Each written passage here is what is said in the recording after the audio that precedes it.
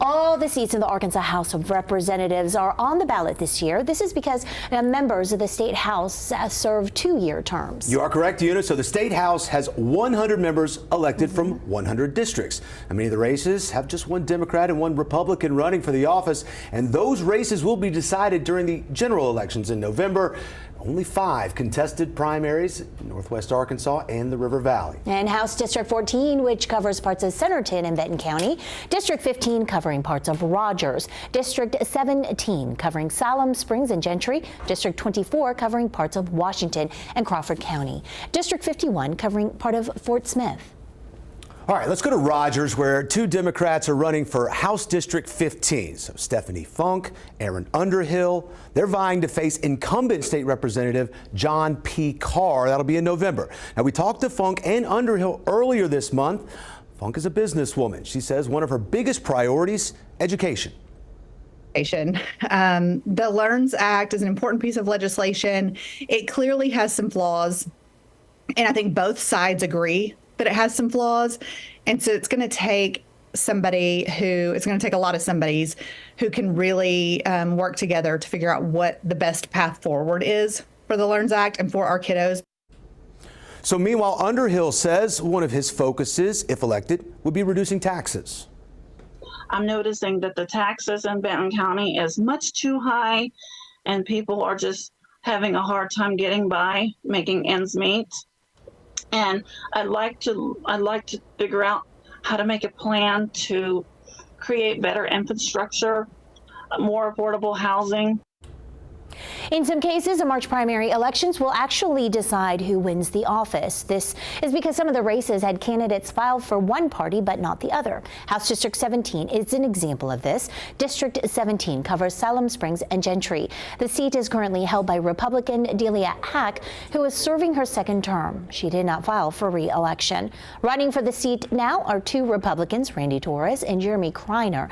Torres says he is a president for Generations Bank in Northwest Arkansas. He says he understands the needs of his prospective constituents.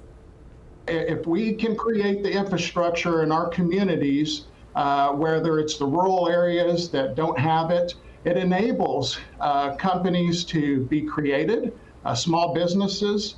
And so I think that's going to be continually, especially in our western Benton County area, it's going to be imperative that we look into that and invest into that. Jeremy Kreiner is a former fire chief who says that he is ready to continue his public service.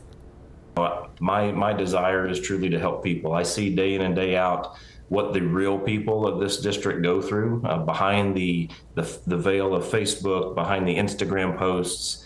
We're responding to their emergencies day in and day out, and we understand the true issues that are facing folks in this district. And I feel like I've got a good read on what those challenges that they face are. All right, let's go to the River Valley, where 3 candidates are running for District 51. So incumbent Republican State Representative Cindy Crawford, challenged by Jeff Burks.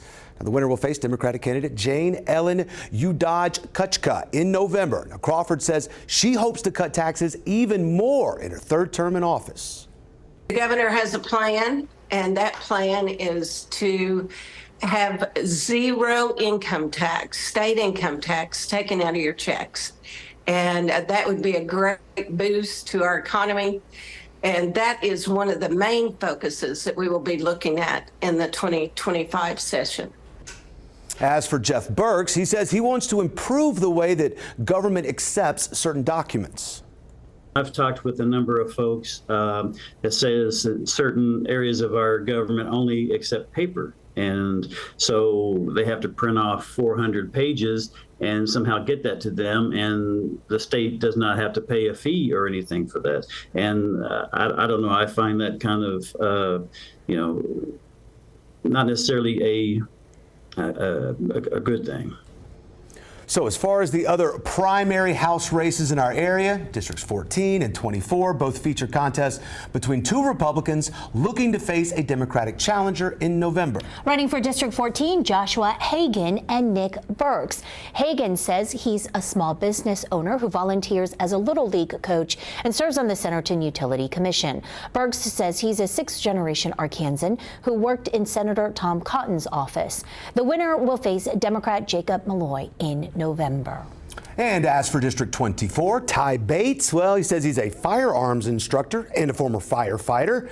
Meanwhile, his opponent, Brad Hall, says he's a local rancher and small business owner.